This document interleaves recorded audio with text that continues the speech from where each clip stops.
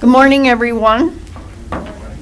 Would you please press your ballot for your roll call?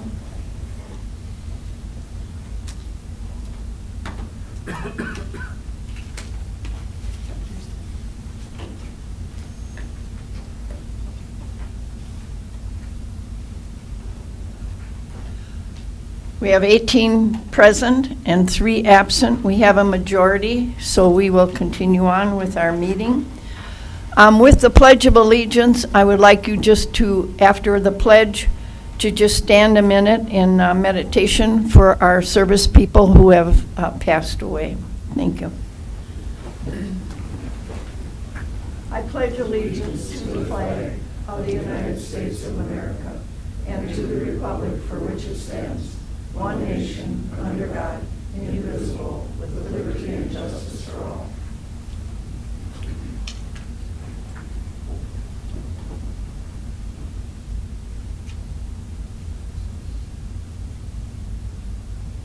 Thank you. And would those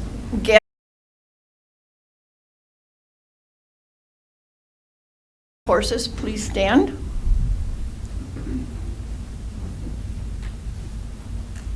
Thank you for your service. Certainly appreciate it. Thank you.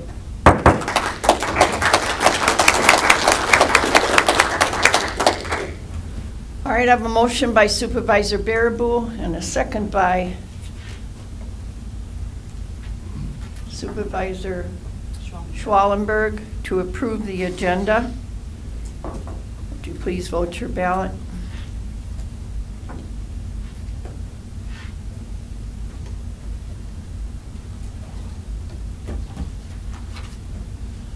We have 18 yes, 0 nay, 3 absent. So we have a majority vote. You have the minutes before you. A motion to approve. Motion by Supervisor Huffberger, second by Supervisor Gens. Steer, excuse.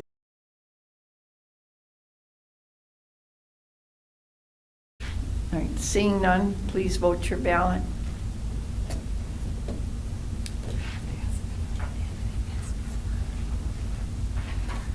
Supervisor Voigt, how do you vote? In favor. Thank you. All right. Moving on to communications.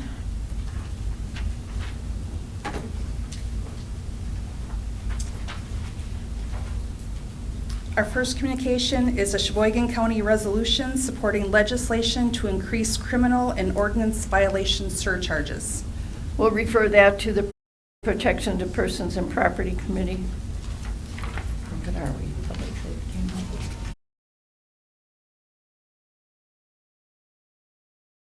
safety. Resolution requesting elimination of Badger Care Eligibility Cliff. And we'll refer that to the Health and Human Services Committee. Kenosha County Resolution pertaining to placement location process of Chapter 980 sexually violent persons in Kenosha County. I'll refer that to Health and Human Service Committee and the Protections of Persons and Property Committee. And then letter from Calumet County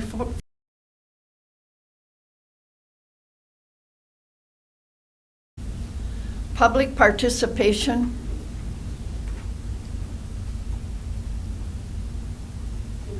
Sure. Would you please come forward? If it's okay, I might.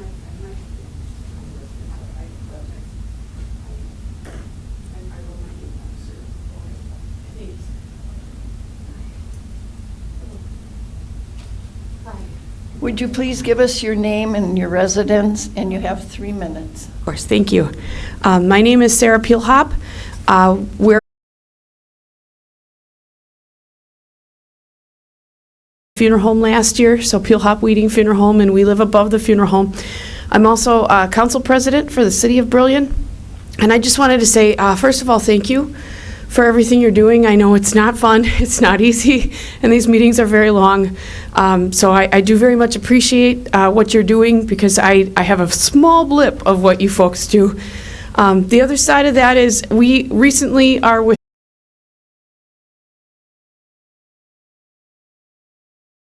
doing his wonderful job here. Our line got moved one house over, and our representative happened to live in that house. So we don't have a representative right now for our exact district, and I know I've been asked. I love you guys, but not this year. But I just wanted to say, first of all, thank you, and just second of all, please know that a lot of people are struggling this year. It's been a bad year for a lot of people. And our budget for the city of Brillion isn't ideal right now. We had some administrative issues that we are uncovering, and we're working through it, and we're being brutally honest with people, but we may have to raise our taxes 15 to 20% just to break even.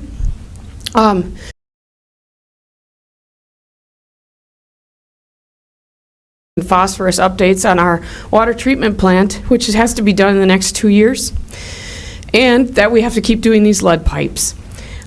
So we have like 177 services that still need to be done in Brillion, on top of the 3% for roads, so we get the things back.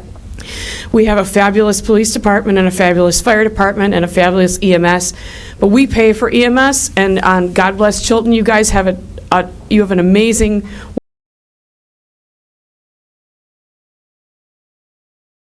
have a lot of things that have happened that we're being brutally honest about, but if you could consider keeping that in mind and possibly even allocating some of the ARPA funds for DNR lead treatment pipes, because we need it.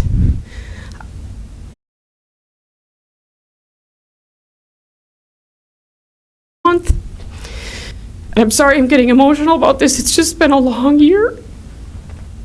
So thank you. All right, thank you. Moving on. Participation in the National Snowplow Rodeo in Loveland, Colorado on September 30th. Mike and his partner finished 4th, which is great. And Mike and Brian, would you come forward?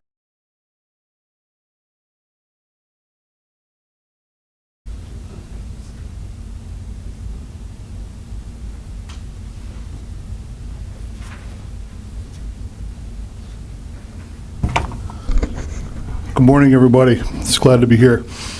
This morning, I'd like to introduce Mike Lose and his wife Sherry. That's in the stands here. What I wanted to do this morning is I wanted to recognize Mike for his achievements and recognitions that he just took place in Loveland, Colorado, and also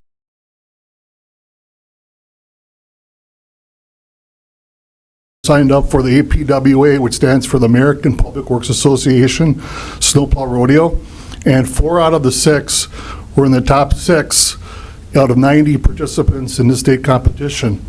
With Mike's success, he also earned the right to perform at the national competition in Loveland, Colorado. And there he took 4th nationally out of 41 states. So this morning, I'd like to present Mike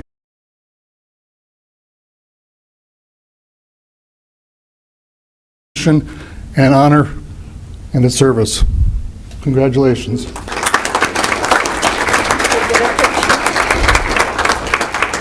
We'll get a picture, Mike.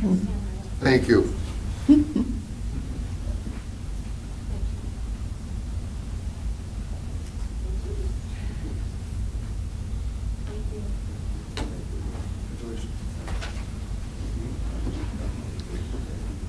All right, moving on to resolutions.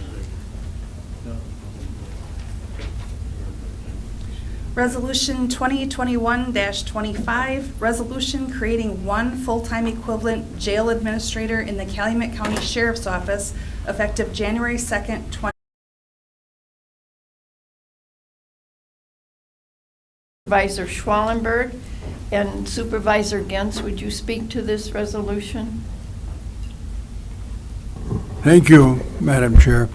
All the personnel resolutions that we're about to act on have been part of the budget for this next year. And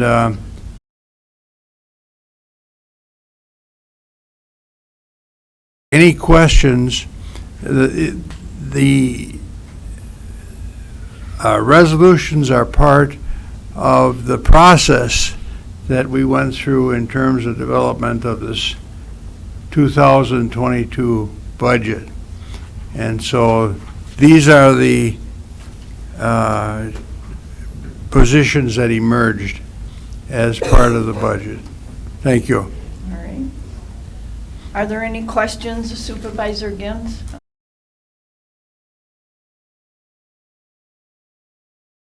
Public hearing? It isn't until 9 o'clock. Okay. Thank you. Okay, if no, please vote your ballot.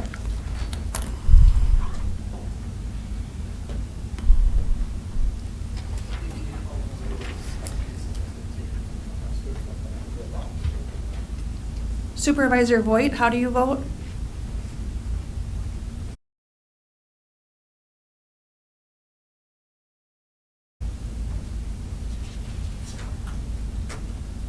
Supervisor, here we go.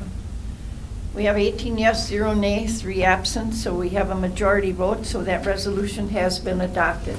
Moving on to Resolution 2021-26.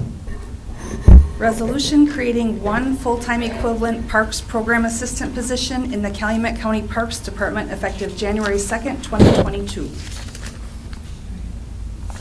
I have a motion by Supervisor Booty and a second by Supervisor Schwallenberg. And again, this is all part of the budget. Yes, if there are any specific questions you might have, Adam is here.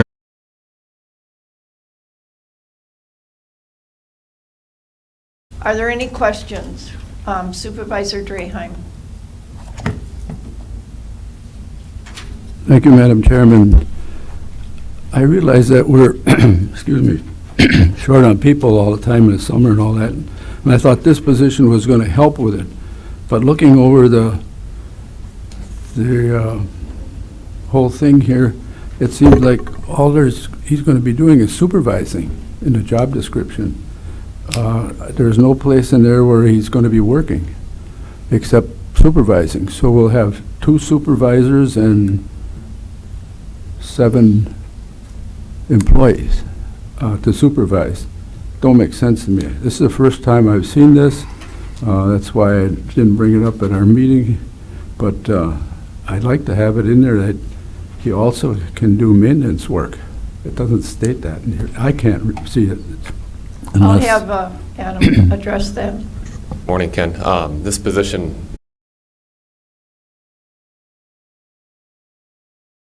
Is that- doing all of our ordering, doing all of our billing. So they are actually working. The second position you see there is a natural resource specialist position. That is an outside in the field position. When we move positions, and this position is added, Lindsay's role, which is in the park program manager position, she's being shifted over to a different role, and she's going to be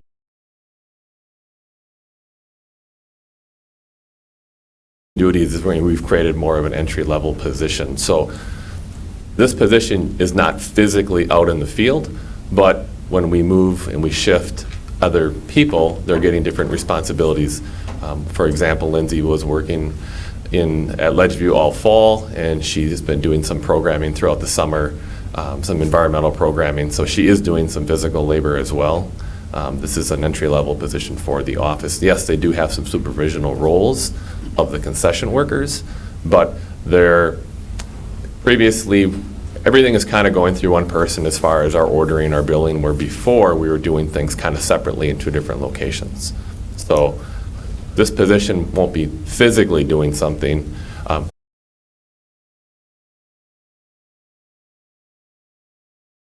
So this position is helping us cover our concession store, our building hours, things that historically that,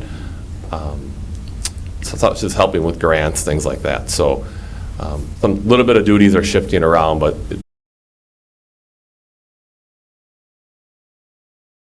so on what roles and what things we'll need as far as the department now and in the future, and this is one that we identified. But the big thing was that we couldn't get enough people for help in the summertime and in the wintertime, and I thought this was supposed to help. It is helping. So, yeah, but you're just getting rid of the secretary and just having this. You aren't going to have a secretary anymore because this is doing everything that the secretary should be doing. We never had a secretary before. We had a parks program manager. Yeah. So they were responsible for the financials, the bills, the concession store, the campground.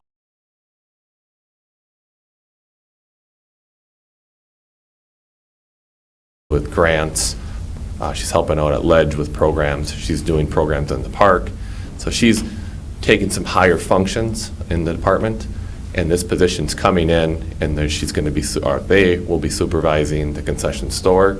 They will be doing the bills. They will be doing the ordering for us. They will be covering the store because we're not getting as many seasonal employees as well. So we have these large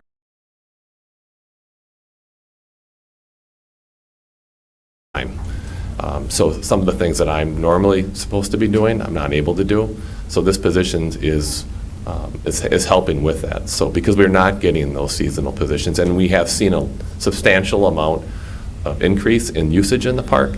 So from when the season starts,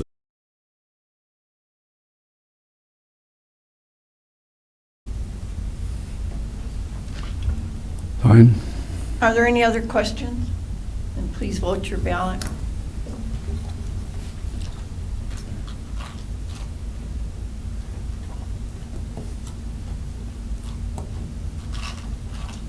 Supervisor Schwamberg, would you confirm?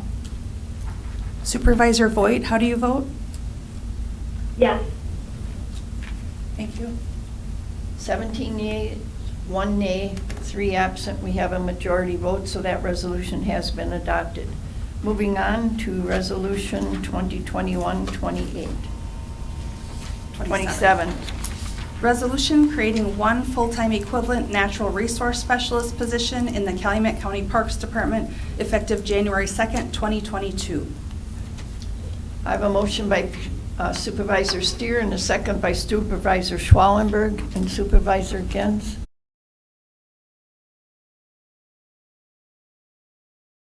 Development during that process, and if there are any questions, Adam's here to answer those. Thank you. Are there any questions? If not, please vote your ballot.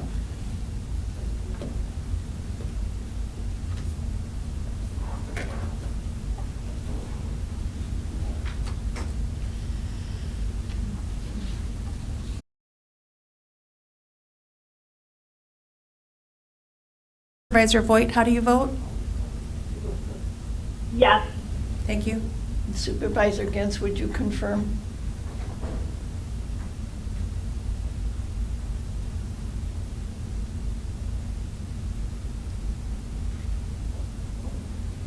Thank you. 18 yes, 0 nay, 3 absent. That resolution has been adopted. Moving on now to Resolution 2021-28. Resolution creating one full-time equivalent project manager in the Calumet County Department of Health and Human Services effective January 2nd, 2022. All right, I have a motion by Supervisor Draheim, or Supervisor Steer, and a second by Supervisor. As part of the budget for 2022, and is there any questions that you might have? Try to answer those. Thank you. Are there any questions regarding this resolution? Vote your ballot.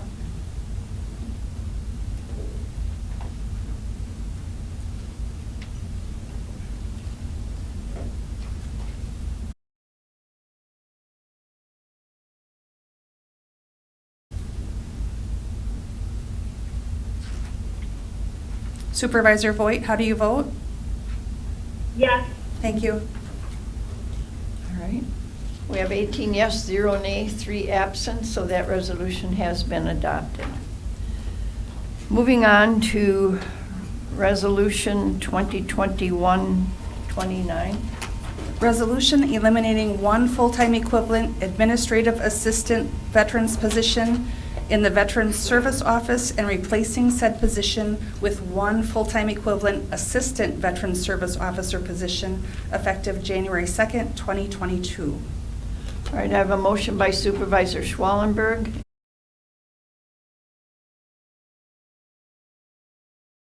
It's the same. If there's any questions regarding this Yes. resolution? If not, please vote your ballot.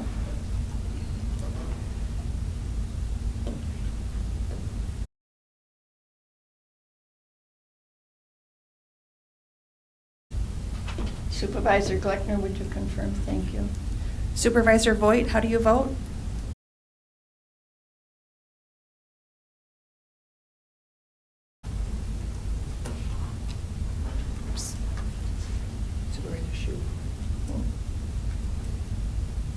Oh, Marilyn, there you go. We have 18 yes, 0 nay, 3 absent. We have a majority vote, so that resolution has been adopted. Right, moving on to Resolution 2021-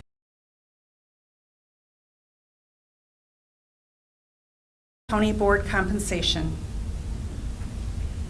Do I have a motion motion by Supervisor Baraboo, second by Supervisor Steer, and again Supervisor Gens? Same thing. Any questions? Any questions regarding this resolution? Supervisor Booty. Thank you. Since this was actually introduced by the Rules Committee, I would like to hear from the Chair of the Rules Committee if possible. Oh, I'm sorry. That being said, pending discussion from the Rules Committee Chair, I will continue to speak afterwards. Thank you. I'm sorry, Supervisor Stoffel, would you speak to this resolution? Thank you, Madam Chair. The Rules Committee met last month to discuss the compensation for the board and for the board chairman. The last time that the compensation was changed was 2014. Looking at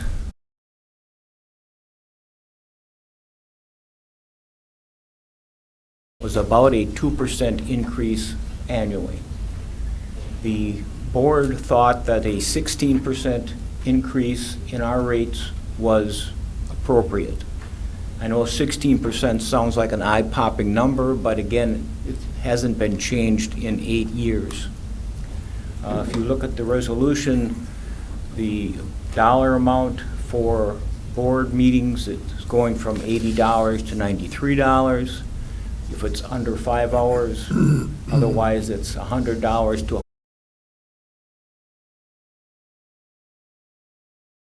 going from $60 to $70, and out-of-county meetings are also at the $80 and $93 rate change.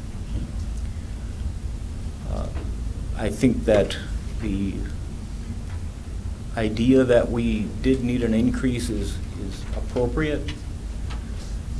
The board members do a lot of work outside of just going to the meetings.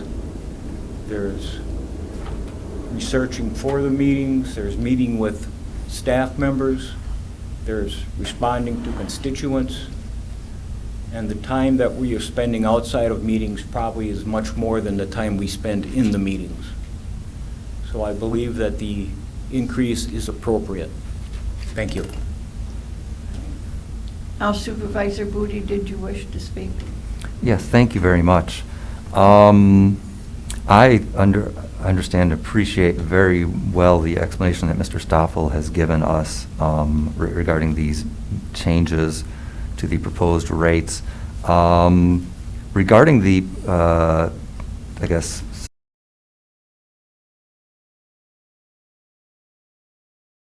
we had instituted starting for the 2020 term, or was this something that had started at the 2018 term?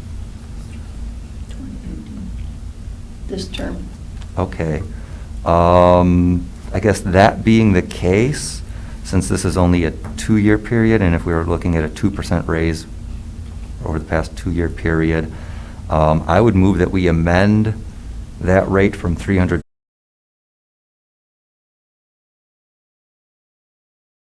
with all the other 2% per term increases.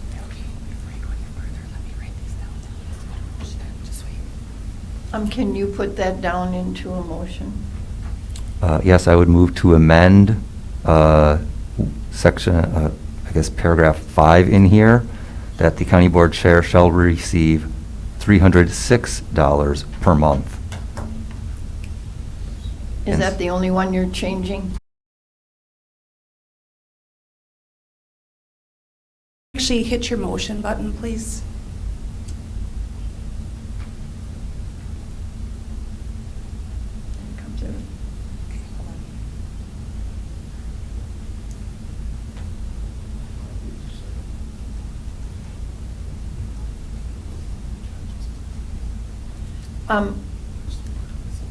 I just need a clarification from Supervisor.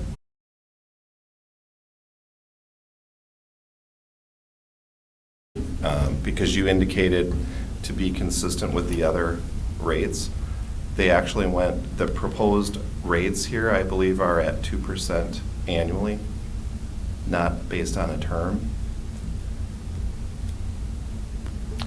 Oh, I'm sorry. That's Mr. okay. I just Stoffel, wanted could you to please clarify. clarify that? Was that per term or on an annual basis? Because if so, I think I would want to not have made the motion I just had made to amend.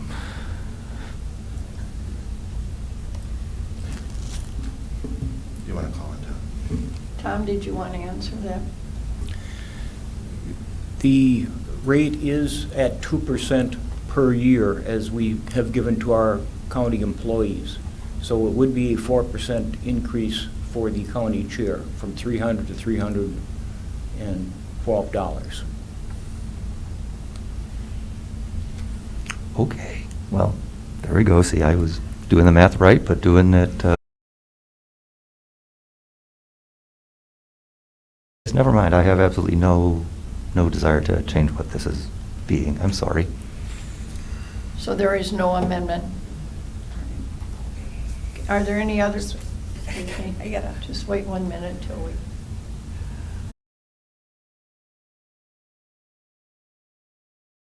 Okay, that's fine. Are there any other questions regarding this? Judy, Supervisor Hartle. Thank you, Madam Chair. I was wondering what the comparables were to other county board supervisor.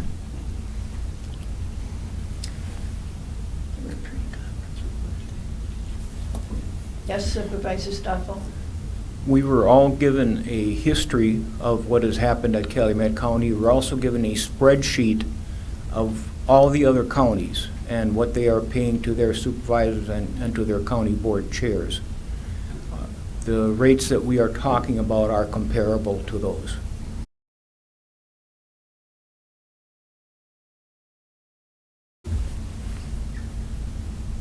Does that answer your question, Supervisor Hurdle? All right. Supervisor Draheim? Thank you, Madam Chair. So does that mean when we approve wages for our employees, we're also including ourselves? So is that good?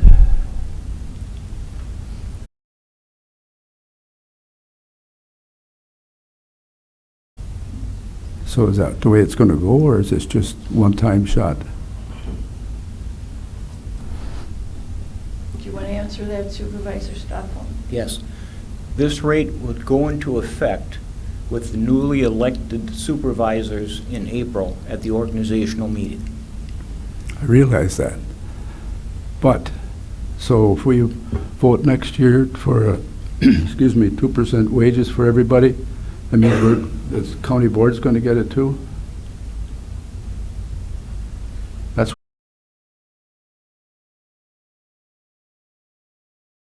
and raising everything. You cannot change your salary during your term of office. I realize that.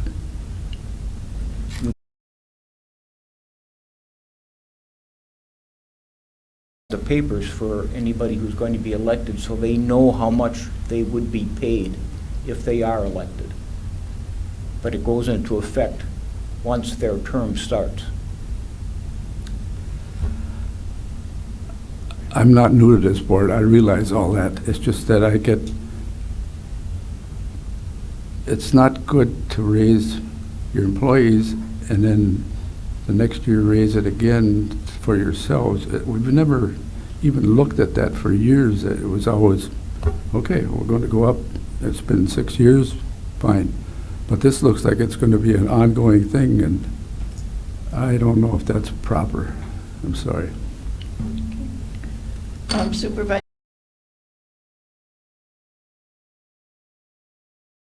The compensation is just fine the way it is.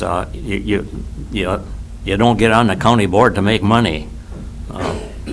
You want to do it as a service to the community. And then Matthew brought up about the county board chair. I think for county board chair, we just increased compensation for the county board chair a couple of years ago, didn't we? It's last term. Yeah, and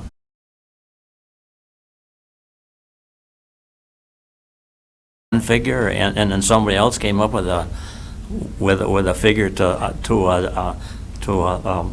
double the compensation on the county board chair, which, like I said, I don't think that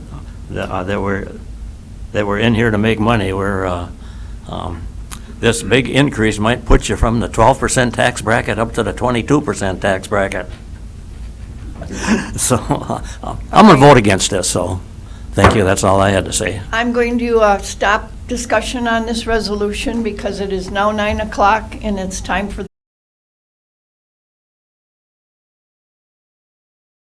All right. Is anyone here wishing to speak in favor of the budget?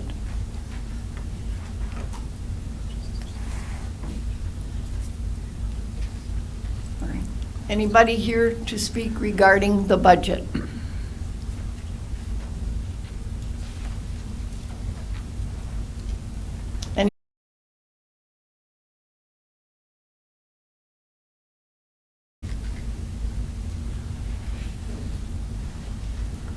If not, I declare the hearing closed.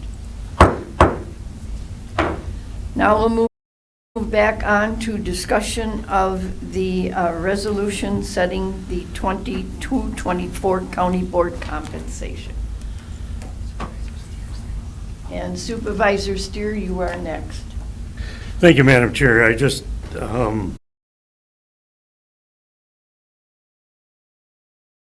this would be a continuous action that we would get 2% every budget cycle, where I do believe that it would have to go back to the rules if we wanted another raise. It would not be an ongoing increase. Am I correct? Thank you. All right. Is there any more discussion? Excuse me, John? Emily would like to speak. Emily has anything to say?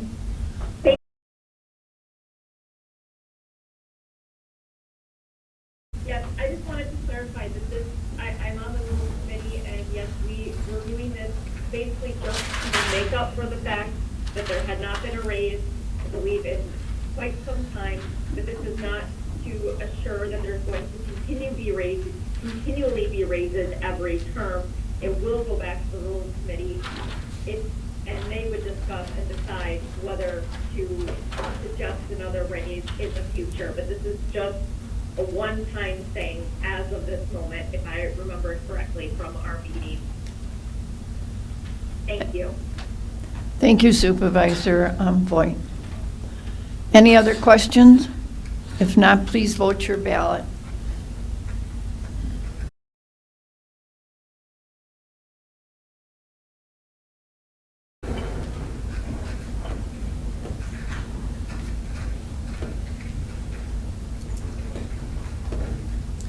And Supervisor Voigt, how do you vote? Yes. We have 13 yes, 4 nay, 1 abstain, 3 absent. We have a 2/3 vote, so that resolution has been adopted. All right, moving on to Resolution 2021-31, resolution approving the 2022 budget. You have information at your desk. And Todd, are you going to start out? Sure. We have a motion by Supervisor Baraboo and a second by Administrator Todd. Will start, and then David will finish.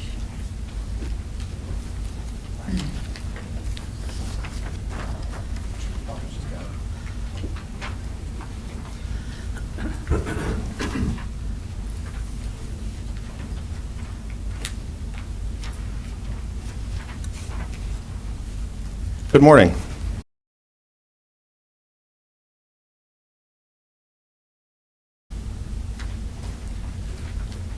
So David and I will walk through just a brief PowerPoint presentation, very similar to what we've done in previous years. Just always reminding County Board Supervisors that this is, the most significant policymaking decision that you do every year, which is review, edit, and approve the county budget for the next calendar year.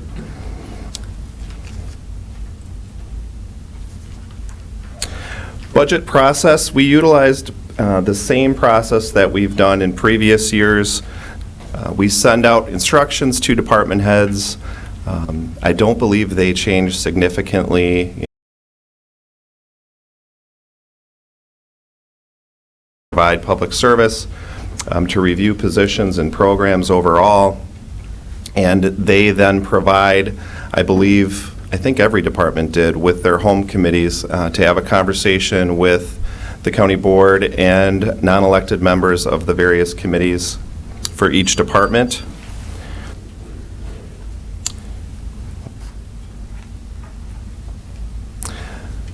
Then after each department provides the individual budget, goes to finance. David had the great experience for the first time this year to put that all together so we could have a countywide look at the overall impact. We then did meet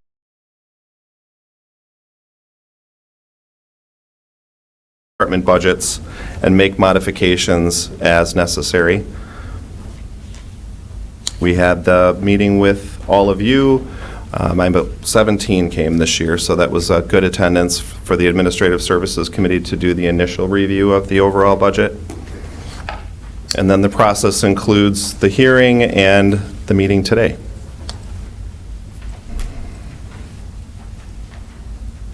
So what we've done in previous years is just briefly highlight some of the economic measures and some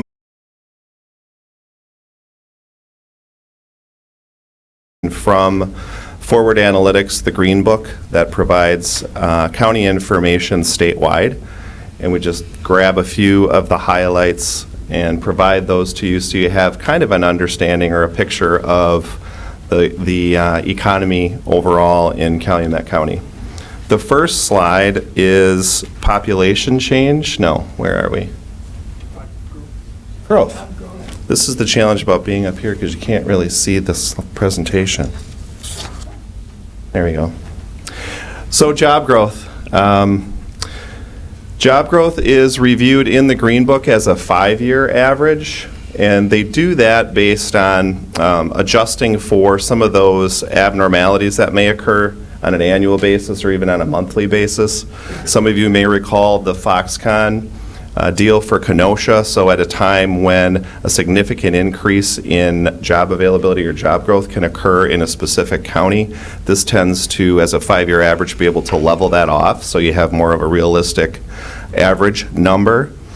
And as you can see here, Calumet County's 5-year job growth at 7.6.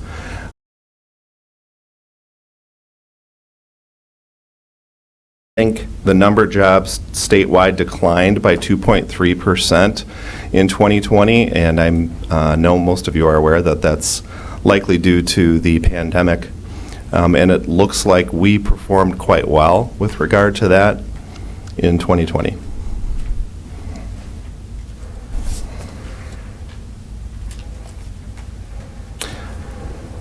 Population change. So population change can be both economic and service implications. Changes in the number of residents are due both internal and external. So internal, of course, is birth rate versus death rate, so you can have an increase in population. External is versus the number of individuals moving into the county versus moving out. These numbers here for the population change take both of those into account. And Calumet County continues to be, I believe it's been number 2 in county in Wisconsin as far as overall population change. And I know I've been asked, as it relates to the budget by several of you, with the position increases that we see in this budget and that we've seen in previous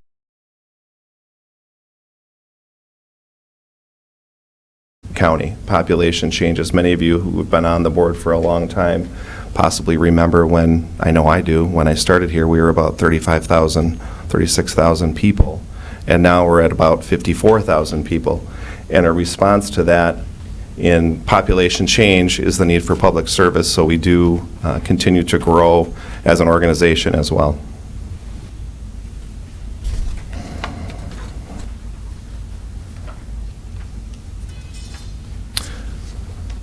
Growth and equalized value.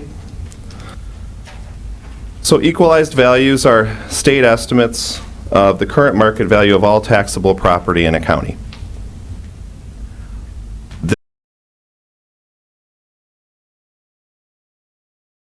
Have total growth, we'll look at total growth, and we'll look at a per capita growth. Statewide, values averaged about $105,000 per capita in 2020, a 5.4% increase from 2019. Of the 10 counties with the highest equalized value per capita, 8 are in the northern portion. So we tend to forget that some of those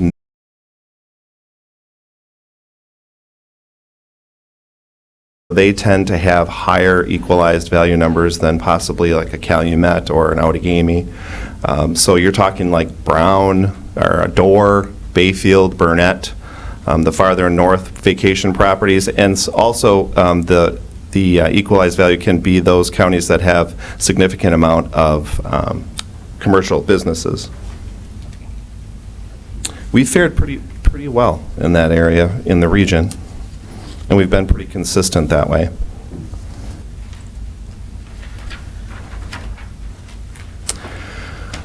We've talked to outperform there as well.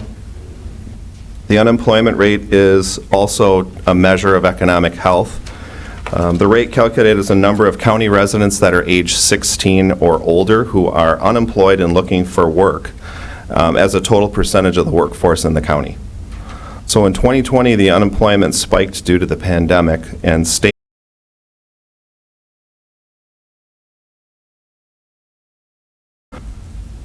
that was up from 3.3% the previous year. So unemployment rates tended to be higher in those northern portions of the state, but we continue to be the lowest in our region and one of the lowest statewide, with the rate being just 3% as identified in August of this year.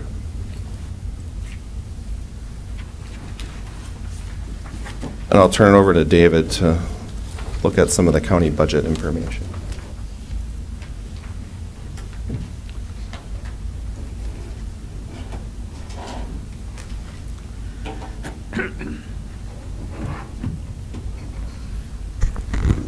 Okay, excuse me, the next table you have in front of you is the net new construction.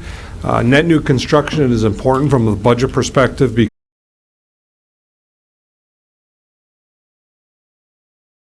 that are in the state of Wisconsin. You can see for Calumet County, our net Net new construction was 1.49%. Statewide, it was 1.6. So certain counties are above, but we're really close to the statewide average on net new construction. But you can see each municipality also gets a net new construction, and you can see kind of how that varied within Calumet County throughout 2021. Okay, getting into the, just a quick facts on the budget. Our total expenditures in 2021,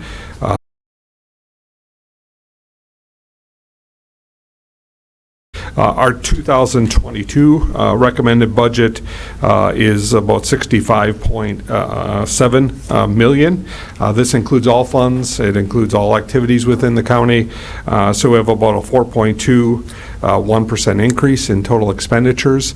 A lot of that, or a portion of that, also is the ARPA funds that are included within this budget. There's about $1 million of expenditures that are included in the 2022 budget that you have in front of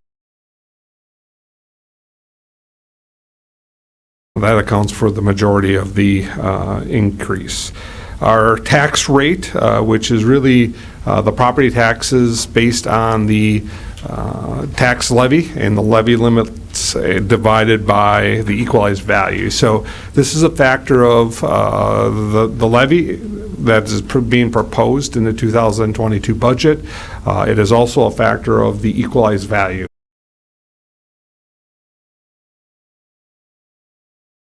Value, which is the basis of which our tax levy gets allocated among all the municipalities, goes up, the tax rate per goes down. And you can see we had a decrease of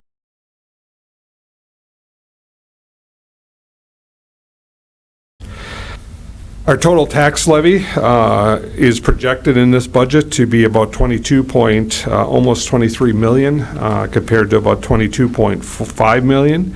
As stated in the preliminary review of the budget,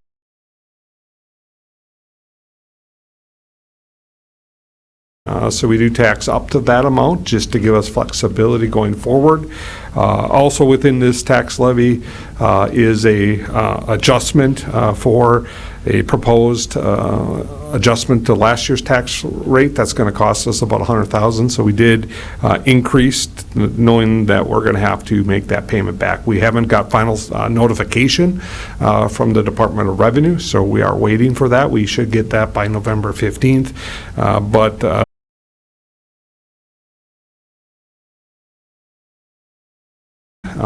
Went to about almost 1.8 million to about 1.5. Now, fund balance applied is really, Calumet County continues to be in a strong financial position.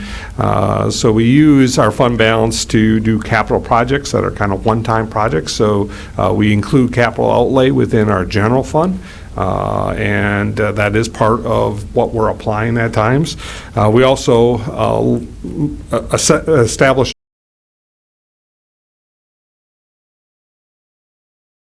factors of positions do become vacant for periods of the time as we see employees leaving the county or coming on. So there's also a portion of that general fund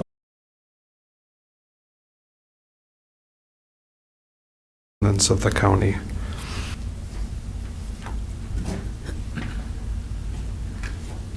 Okay, the next slide really looks at the 2020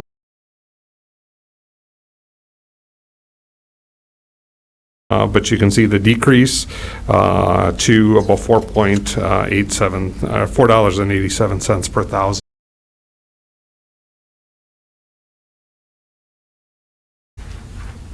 Okay, the next slide looks at our average annual percentage change in our tax rate. So as you can see, last slide we talked about a decrease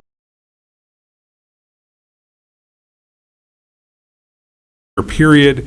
Over 25 years, it decreased about 0.4, and you can see just the impact of it over time. So it's just a factor of looking at the tax rate decrease.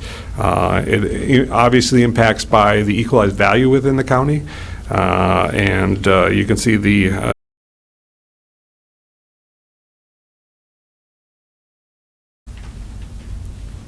Okay, the next is taking a look at the annual percentage levy increase. Now, this does factor in the levy limits that are in place. So you can see each of the percentage increases for the 5-year, the levy increase has been about 4.5%. You can just see the impact. Now, this is just looking at total dollar levied. And you can see the impact each of the 5 years as part of that. Now, this is really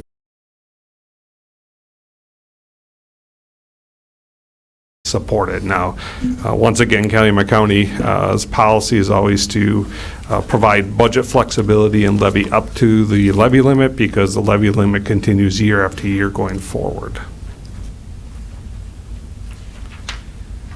Okay, now the next slide really looks at how does our tax levy compare to the surrounding counties within our area.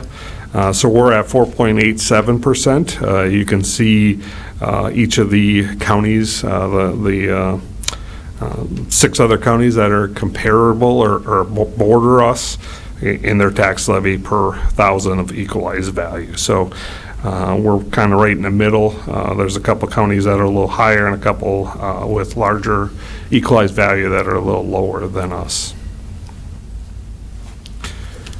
Okay, any questions on any of those? So the next slide really is going to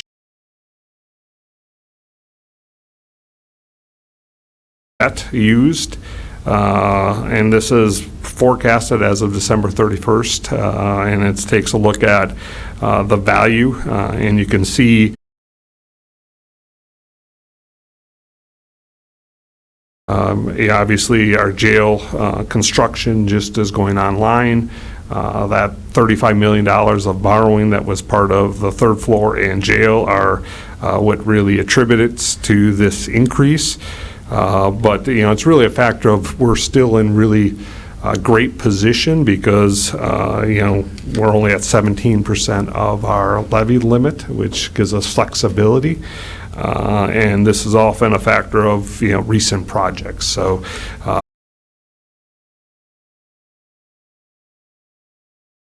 has decreased their borrowing usage. At one point in time, they were really high in borrowing, and they changed and factored in and really adopted a sales tax to offset some of that borrowing. But you look at our position, our debt levy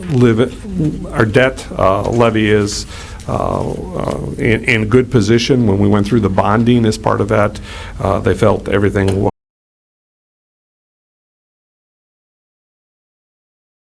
our scheduled debt payments. So we do issue long-term debt. That general obligation debt is payable anywhere from 10 to 20 years. Typically with bigger projects, you spread it over 20 years. Our whole goal in debt service is to minimize the impact on the taxpayer. So you can see the overall scheduled debt service payments through 2039 levels off and is really consistent from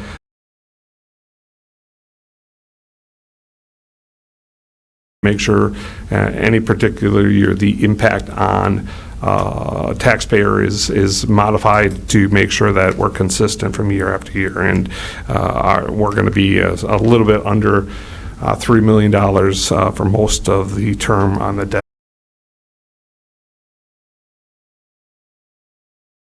The next slide is taking a look at, okay, where are we spending our funds? So if you look at the expenditures of our governmental funds, this does not include our highway, but it's taking a look at what percentage of our budget is spent on what areas. So if you look at the 2 largest areas, or 3 largest areas, is health and human services. That's funded by grants, it's funded by property taxes, general government, and public safety. these that we're spending. Public Works, that's the disbursements that are provided to make sure the county trunk system, it's really our county roads and bridge fund, and that's really payments to the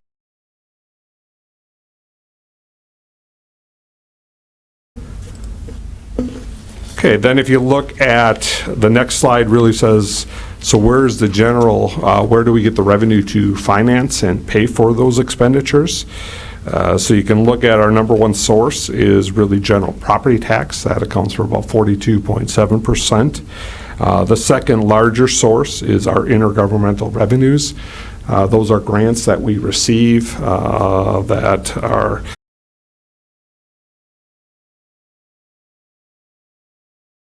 two smaller areas are public charges for services. That's anytime we charge for services we are providing.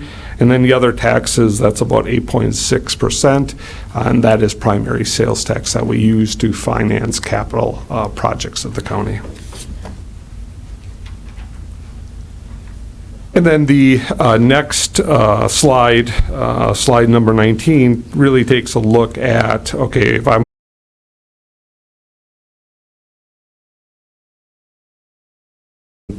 to support by department. So you can see off the last couple slides when we looked at expenditures, our expenditures are ultimately a lot of the larger departments are Health and Human Services and the Sheriff and Public Safety.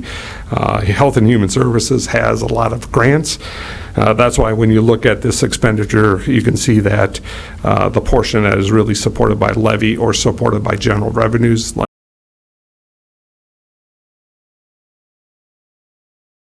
approximately a little under 5 million, and then you can just see the various different departments that are benefiting from either general property taxes or other revenues and the support that they're being provided by those rev sources.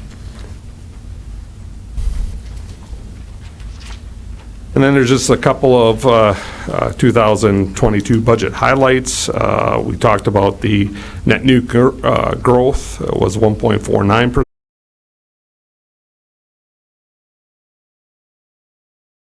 To increase the levy, 481,000. It talks about our equalized value increase about 7.9. So these are all kind of summarizing all the slides we saw before.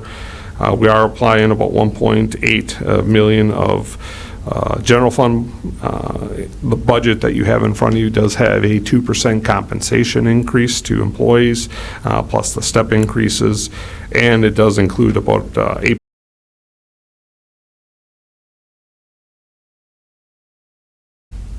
Any questions on any of that? If there are any questions on the budget, would you please hit your button, request to speak?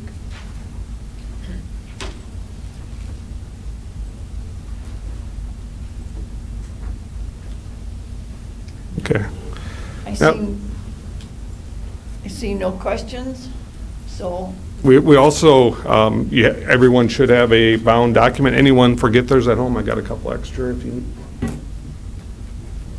Okay. Okay.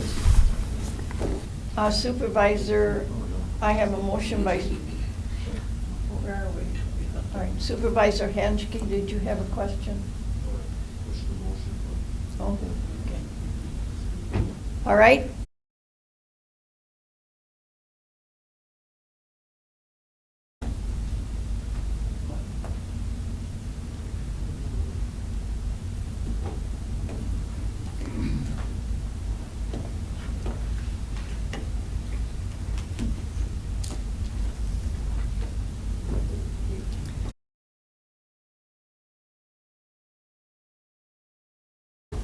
Gone? Okay.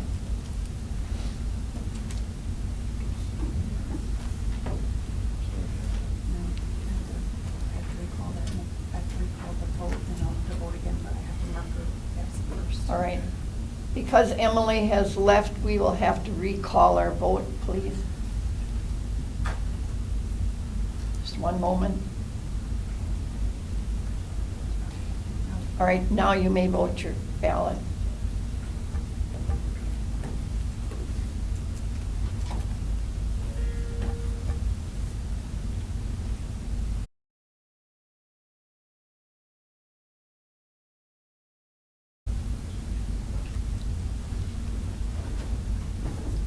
have 16 yes, 1 nay, 0 absent, 4 absent, so we have a majority vote, so the budget has been adopted. Right, moving on now to Resolution 2021-32. Resolution authorizing grant application.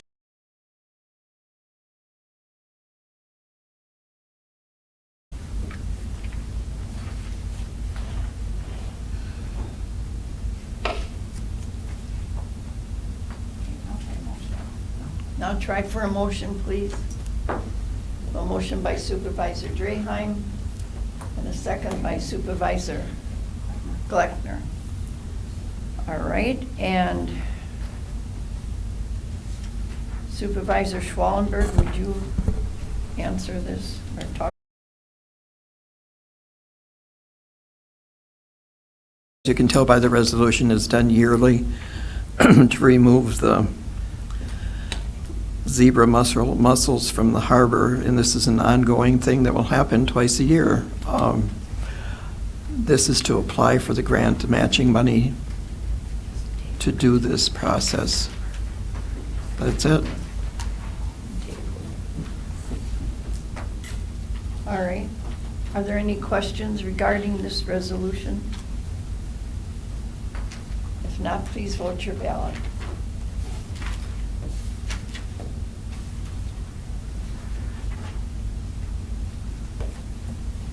We have 17 yes, 0 nay, 4 absent, received a majority vote, so that resolution has been -33. Final resolution regarding unconditional county guarantee of its pro rata share, intergovernmental agreement, and taxable revenue bond financing for Bug Tussle 1 LLC project, introduced by Supervisors Gens and Connors. All right, and Supervisor Gens, would you, we have a motion.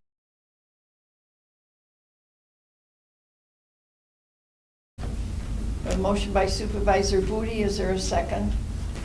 Second by Supervisor Hartle. And Supervisor Gens, would you like to speak to this, or we can have Matt speak to it? Yeah, I think Matt and David have worked closely with this, and Thank you. they'll have some explanation here. Good morning. I'm going to start out and give a kind of a 30,000-foot overview of the project, and then David will dig into the resolution at hand.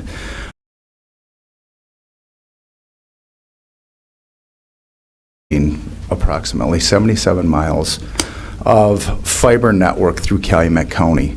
That is open access fiber that would be placed and laid by Bug Tussle Wireless. In addition to that, and the fiber laid, they would utilize 19 existing towers and connect those, and they would also construct and place 4 additional towers. The revenue bonds here, the main bond issuance is through Fond du Lac County.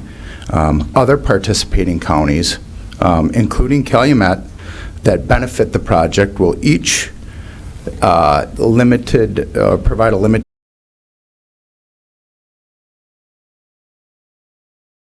what we're going to do is back. We're not necessarily borrowing the money and paying it back. Bug Tussle is borrowing and paying the note back. We would provide a guarantee.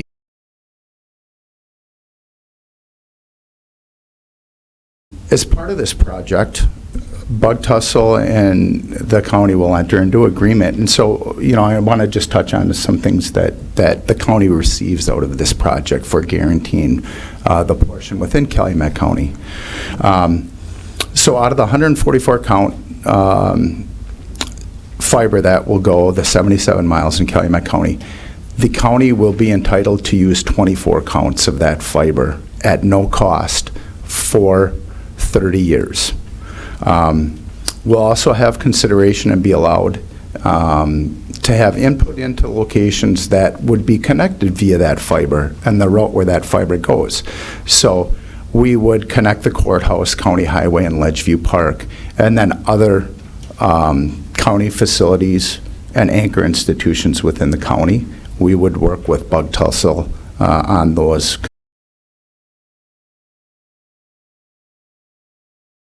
And we can go to County Highway, we can go to County Park, as well as other county facilities. We're also want to guarantee that they provide discount service to county residents within the county. Also, that we have a seat at the table to determine where the distribution points go. So within that middle mile, where will we break off and where will we go into neighborhoods and ensure that we have connection, broadband service to residents. So we would have a seat at the table at that. Also, this project allows us to use towers and place an antenna on a tower through this project that's installed.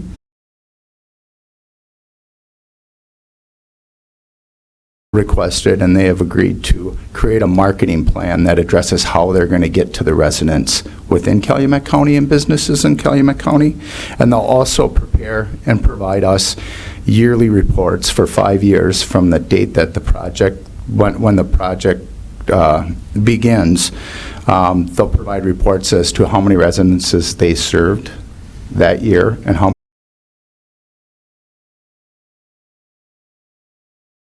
behind this note, there's things that are very beneficial to Calumet County and Calumet County residents. So if there's any questions on some of those points, I can take those. Otherwise, David will talk about the nuts and bolts of the revenue bonds. I have a question from Supervisor Gleckner. Thank you, Madam Chairman. So, if I understand it correctly, what you're saying is that the 77 miles will put the fiber optic cable in the street in front of all homes in the county. And from the street to the actual home. Is all this being included in this project? Yeah, those are some of the things that we've been talking to the company. The middle miles is 77 miles that are going in.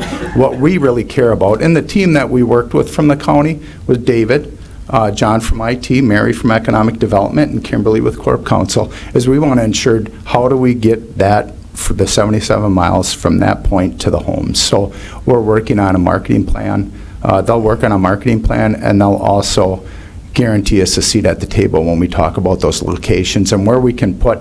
When you have fiber, you have to have infrastructure at a certain point to get to the neighborhood per se, or the business, you know. So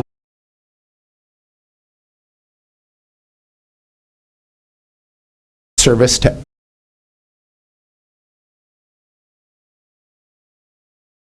we'll have a seat at the table where that we can have input on where that road is placed. So. And then also a follow-up. I think most of us would probably be interested to know what kind of, it takes time to build out a network like this. What time frame are we looking at? Yeah, that's not 100% clear. They would put the middle mile in. They would begin hopefully next year. Well, they would begin laying the fiber next year. The route going from Brown County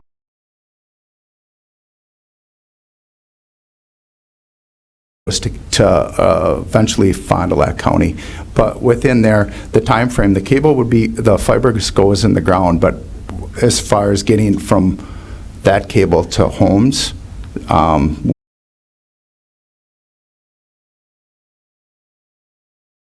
we also have some money identified in ARPA to help with that, as well as applying for PSC grants with Bug Tussle. Okay, thank you very much. Supervisor Huffberger. Thank you, Madam Chair. Matthew, I heard some words that we all like to hear, but I could use some clarification on it because it makes me feel a little bit skeptical. One was at no cost to the county, and the other was at a reduced rate for Calumet County residents.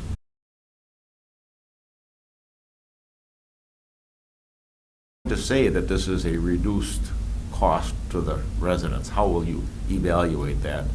Thank you. You know, and that's a great question, Mike. You know, the no cost for the fiber is in a contract. We will have access to 24 counts of fiber that's laid within the agreement. The county does.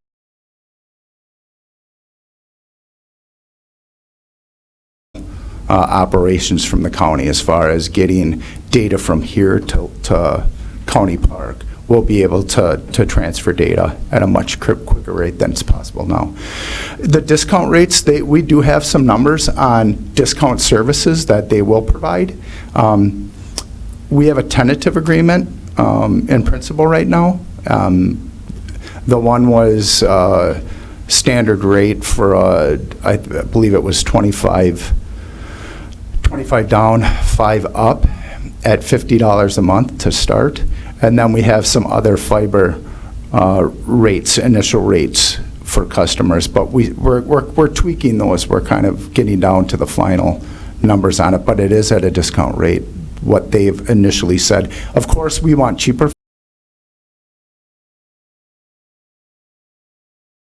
Start. I still didn't quite catch the no cost to the county. A little bit more verbiage on that, please. Within and it'll be within the facility access agreement, we are guaranteed within it's of 144 strand, a cable, and it's got 144 strands of fiber.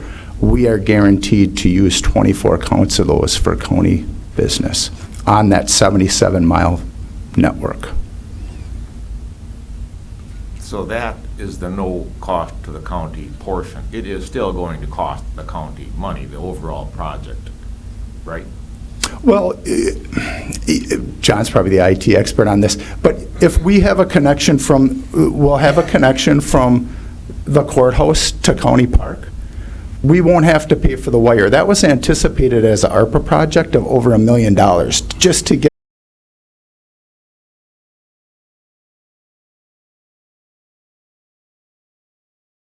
and the infrastructure that goes inside of County Park and that goes inside of the courthouse, yes, but you know what, I don't know what those costs are, but they're not exorbitant. You know, it's the infrastructure that John probably employs now. Is that correct, John? You give me the. Thank you, Matthew. You're welcome. Supervisor Hartle? Thank you, Madam Chair. It's a kind of a hypothetical. The feds are maybe gonna pass the infrastructure bill and the Build Back Better bill, which both include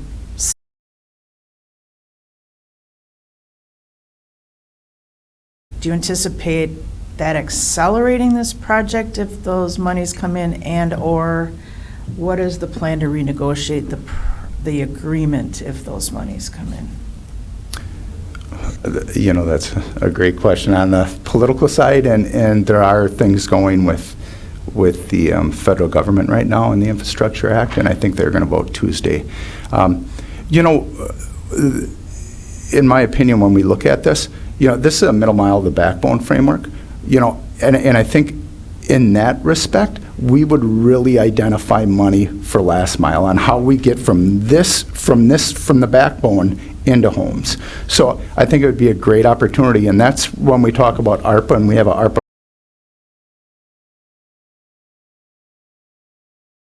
get from the backbone to the home. That's what we really care about, you know, our homes and businesses. And it'd be a great opportunity to utilize the funding to tag on to this and get it into the home.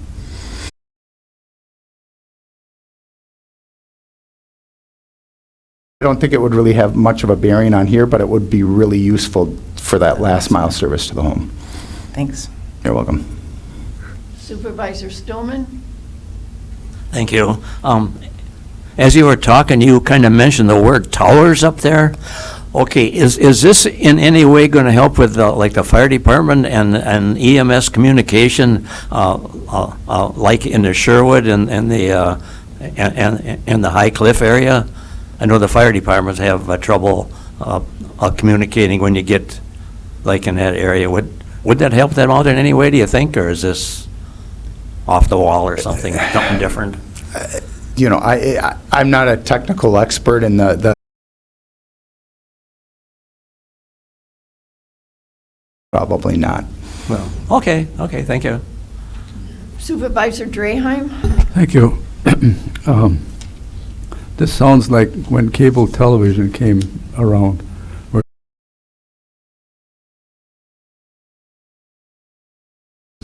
less or whatever, because it's a 30-year agreement. And so is there anything in there that says it has to stay at a set rate and forever, or for 30 years, or is it just say now?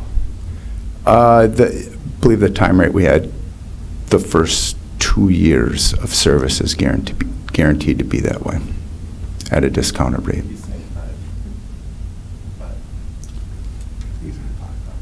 5 years. 5 years? So after that, it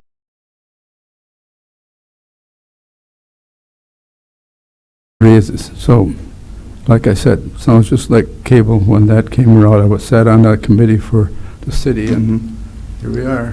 What does it cost now? So, thank you. There are no more questions. David, did you want to talk about the financial? Sure. I'd just kind of like to go through the final resolution.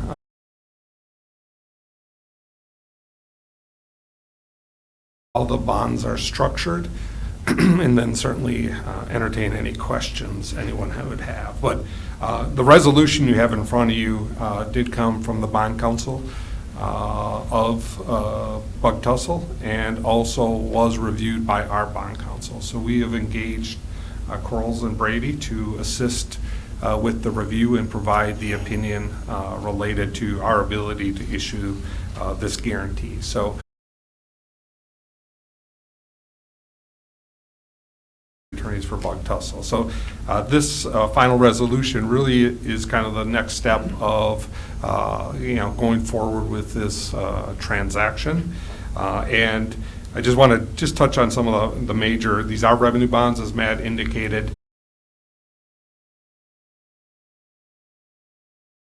The proceeds spent for. So if you looked at all the documents that were part of the agenda, there's many documents that are part of this transaction. Those documents are designed to establish what these funds are being spent for, designed to establish responsibilities on the project, etc. So, the county has reviewed all the preliminary documents.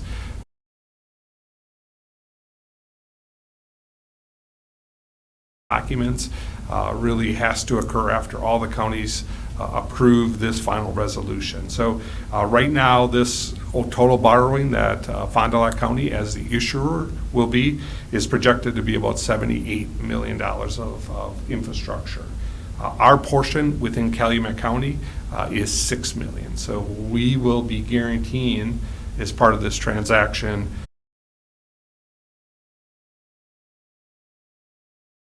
that will be put in within Calumet County.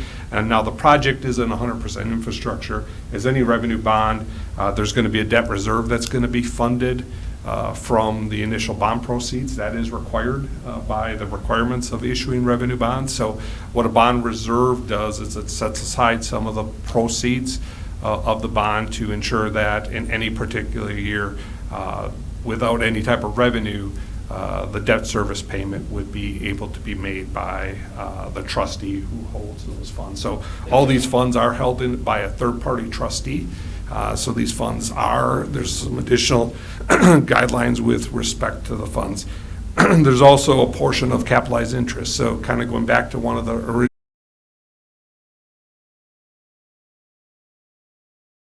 project plan expenditure period. So it does take a while to put all the infrastructure within the county. So there's going to be a portion of the bond proceeds that will pay for the interest while they're building the infrastructure. You can't generate revenue until you have the infrastructure in place. So this will also fund some of the capitalized interest portions. If you look at 1.05, it shows which counties have at least passed the initial resolution.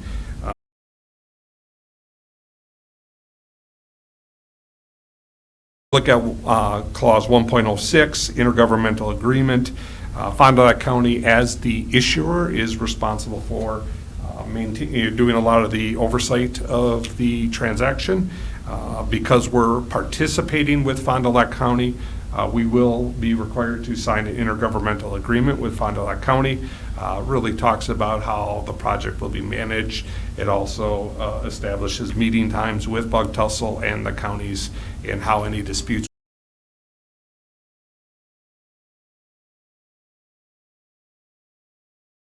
It's that our portion will not exceed $6 million. That is what we talked about at the initial portion. 1.08, now this transaction involves a lot of different guarantees.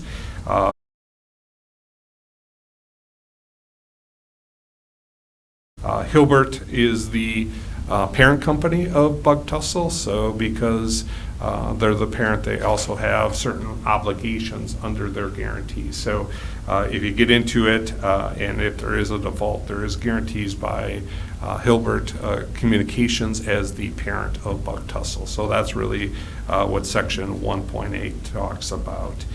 Now,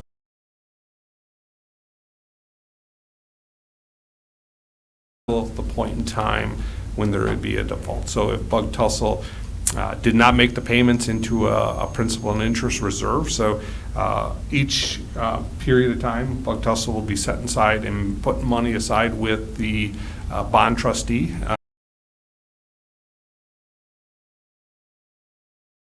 If they do not make those payments, the trustee is authorized by all these agreements to pull it out of the debt reserve fund.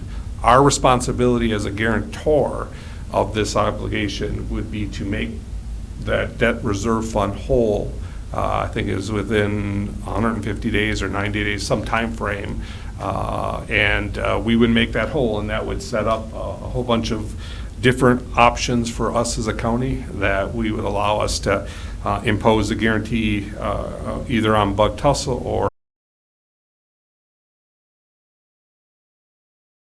down to the point in time where our responsibility is primarily if those payments aren't being made. Now, this isn't the first time Bug Tussle has done a similar project. They did a project with Fond du Lac County as issuer in 2012.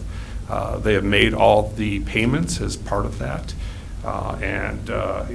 so that transaction has gone smoothly. That's why Fond du Lac County is willing to do this issue and participate as the issuing county. So they've had past history of success. As Matt indicated, this is really focusing on the middle mile. It's not putting fiber down every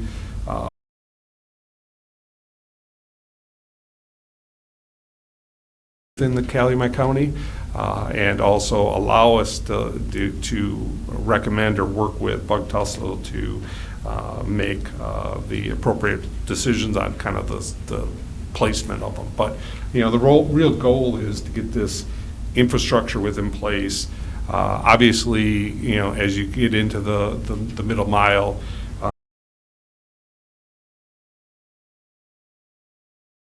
of additional fiber, it only helps with the challenge of providing services within. So our goal as a county is really to utilize ARPA, utilize this agreement, interconnect our county facilities for the residents within the county. They also do pay us a fee each year as part of some of the administrative portions of managing it. So 4 basis points, so it does provide us, I think it's around $24,000 a year to assist with managing this contract going forward, because there is going to be some time to manage, meet with as part of the intergovernmental agreement.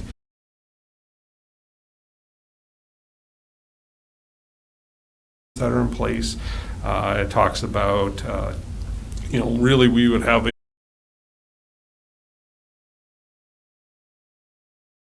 in Calumet County, and so our portion that the $6 million would fund, we would have a security interest in that as part of it. So if you look at 1.13, you can see all the various different parts of this. As Matt indicated, the facilities access agreement is important to the county because it allows us to interconnect some of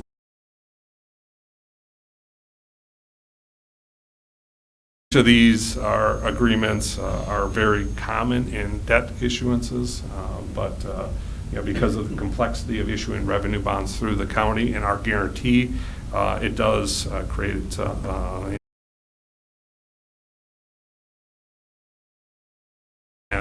Quarles and Brady. And with that, I'll entertain any questions anyone would have on any of the financing. Supervisor Hatchke.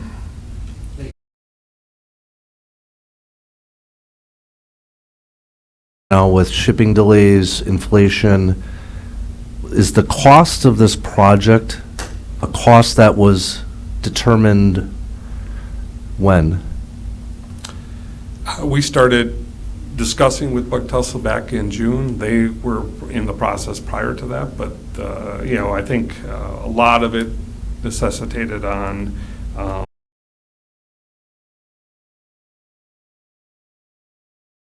people wanted additional access points. So the limit of $6 million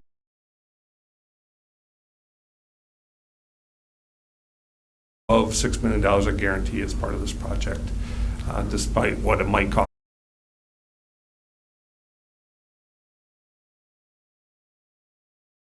Determine the cost of that connection, but our guarantee is $6 million. And then through a lot of the agreements, we're able to monitor what assets are being constructed within the county. So is there milestones that they have to benchmark?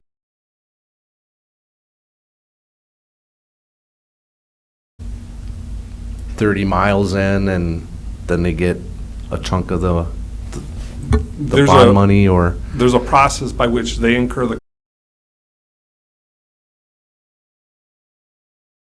and we get certification of that they're asking for portions of the disbursement from the trustee for the project dollars. So we would be able to upfront costs on engineering, et cetera. Probably you're not going to be seeing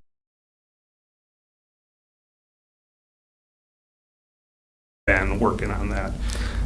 But it doesn't get released from the trustee until they submit the appropriate paperwork. I'm just concerned that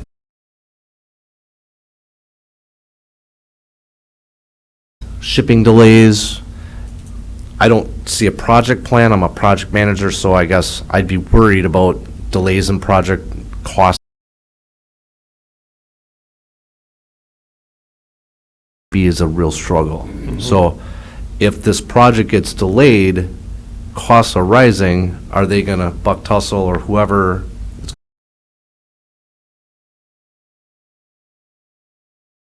June 2022, costs are increased by 8%, and then the project's only 2/3 funded, So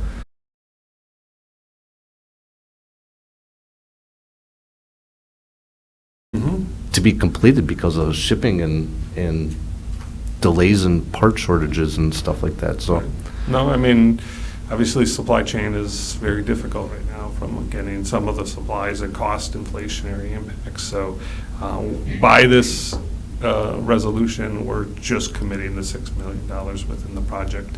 Obviously, they would have to hit milestones to.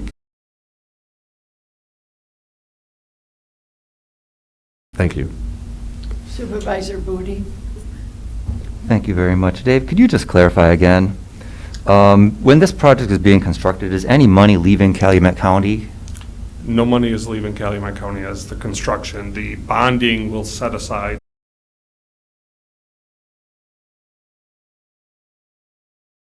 any of the, as part of the construction cost. So, that is totally outside. as part of the construction, Calumet County isn't borrowing any money or paying any of those construction guarantee payment to the bondholders, because as you go to market, you have to have some guarantee. So we're essentially being like an insurance policy in case the bug tussle who is actually borrowing the money defaults. That's correct. Yeah, we're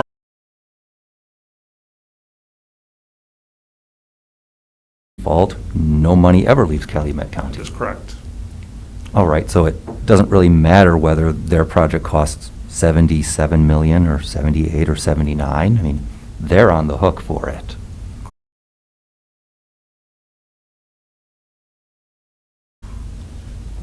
If not, please vote your ballot.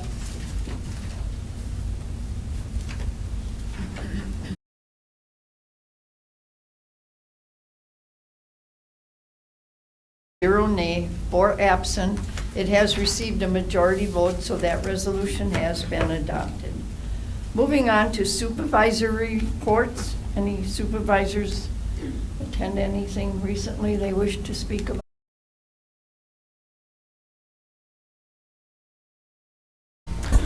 Thank you, Madam Chair. I would just like to remind the board, and hopefully all received an invitation to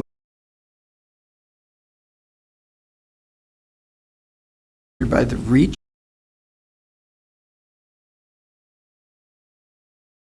A while ago, we received I believe it was $125,000 federal grant that one of our public health nurses had applied for. REACH is a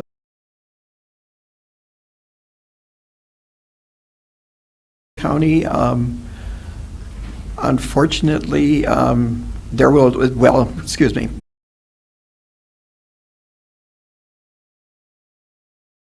To go through some of what she wants to bring about is that all the entities, township, villages, all issue their own liquor licenses, and they're all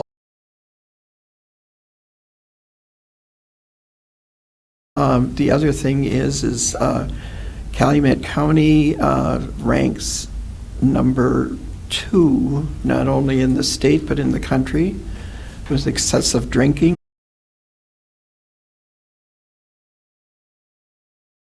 Outagamie is number 1 of the 72 counties in Wisconsin. 50 some of the counties rate real high nationally as far as alcohol consumption.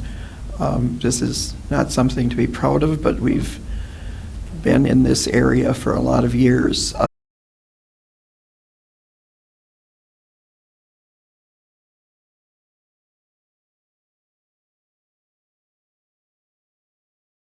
To come, the last we heard, replies were not coming in very much, so there's a possibility. Annie is presenting tomorrow. I think it's at the Coordinated Services meeting.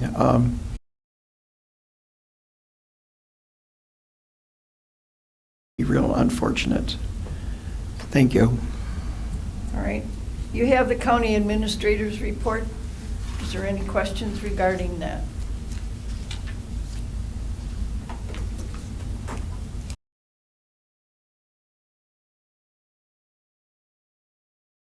If not, our upcoming meeting will be November 16th. It will be for the adoption meeting. Please be present at that meeting. And then on December 21st,